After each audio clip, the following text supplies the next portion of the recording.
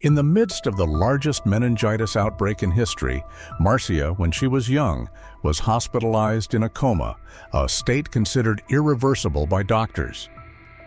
While the doctors declared that she had no hope, Márcia was experiencing a near-death experience. She sees herself walking through the hospital until she is pulled upward, where she feels a sense of liberation and a deep desire not to return, profoundly impacting her life and her thoughts about what exists after death. Hello, I am Marcus, and it is a pleasure to welcome you here to Beyond the Life We Live. I hope you feel at home and absorb the lesson from this story we are about to tell. By the way, please give us a like and subscribe to the channel, as this is very important for us, helping us bring new and impactful stories to you.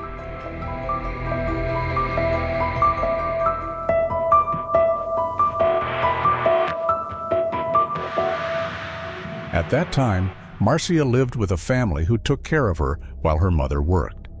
During the holidays, while playing with her neighbor Mariana, who was the same age, she began to feel unwell. Although the day was warm, she felt a strong chill, followed by dizziness and malaise. Worried, she went to look for her adoptive mother, whom she had called mother since she was 2 years old, having been raised by her. She then made her a tea and put her to rest. From that point on, her memories fade. Noticing that she had fainted, Márcia was quickly taken to the hospital, but her condition was so problematic that she had to go through several clinics before being admitted to a hospital, where she was finally stabilized. However, realizing that the case was quite serious, they referred her to a larger hospital. However, upon entering this new hospital, she was already in a coma deemed irreversible. The doctor who took over her case evaluated her condition, concluding that death would occur within a few hours, leaving the family devastated. However, that night, the doctor who had left the shift hours before the current doctor who diagnosed Márcia returned to the hospital, as he had forgotten a piece of equipment, and asked about the girl who had been admitted. The head nurse explained that she had not been medicated because there was no diagnosis, and the other doctor believed the coma to be irreversible. He then insisted that a meningitis test should be done, as there was an outbreak of the disease at that time. She explained that the equipment to collect the necessary material for the diagnosis was very expensive and came from abroad, being used only in cases with a possibility of recovery. Even so, he asserted that the test should be performed. Conducting the test with material from her spinal fluid, the meningitis diagnosis was confirmed. He then immediately started treatment by administering antibiotics. However, while they fought to save her, what they did not know was that, at that moment, Márcia was beginning her near-death experience.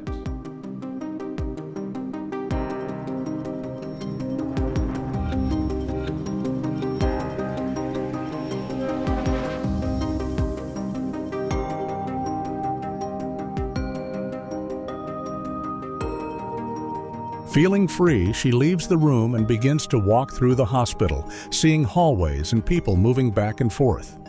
Suddenly, she begins to ascend, crossing the atmosphere and reaching a place that seemed to be composed of clouds, but were not really clouds. It was a luminous environment. In this environment, Márcia felt her memories of Earth beginning to fade away gradually as she moved further away. Little by little, she felt she belonged to the other side, being filled with immense joy, something wonderful that cannot be fully described. There were no defined figures or people, but a sensation of wholeness, love, and peace.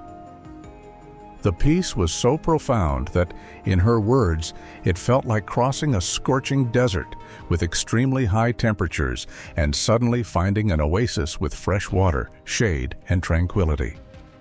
A peace so intense that there was no desire to return, only to remain in that state. In that place, Márcia felt as if she were returning to the essence of what humanity should be, an essence of pure love free from the contaminations of the physical world. The experience was so grand and full of love that there were not enough words to explain it. However, without understanding why, she began to return. She saw her body returning as if she were falling, and suddenly felt the impact, as if her soul were reuniting with the body lying on the bed. When she opened her eyes, everything seemed strange. With her consciousness slowly returning, she began to realize that the place she was in was not her home, and she understood that she was in a hospital.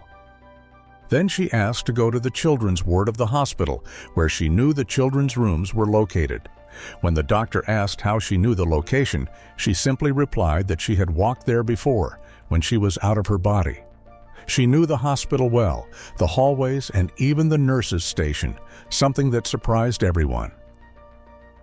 In the following month after her recovery, Márcia began to face difficulties. It was as if something had changed in her mind, something that no longer fit with the reality around her. At school, for example, she knew the results of math problems, but couldn't explain how she arrived at the answers. This caused many problems, as teachers thought she was cheating. Her mother even discouraged her from talking about what she had experienced, telling her to stop sharing those things. Talking about her experience made others see her as strange and out of place.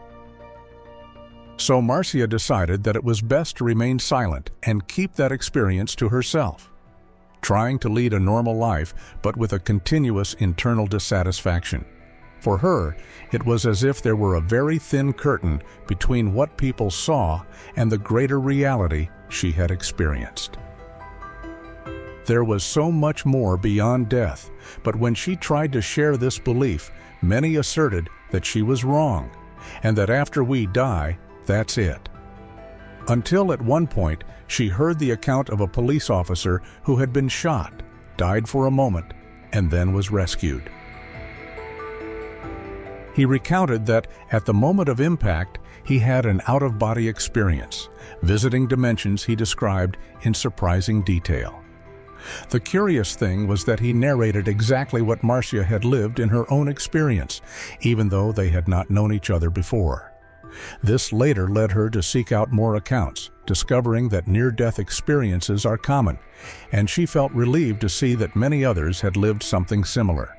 For her, there is no right or wrong, true or false, but rather unique experiences that lead to a greater understanding. The common thread is the sensation that everyone visited the same place, a location of peace and love, where there was certainty of a life beyond death.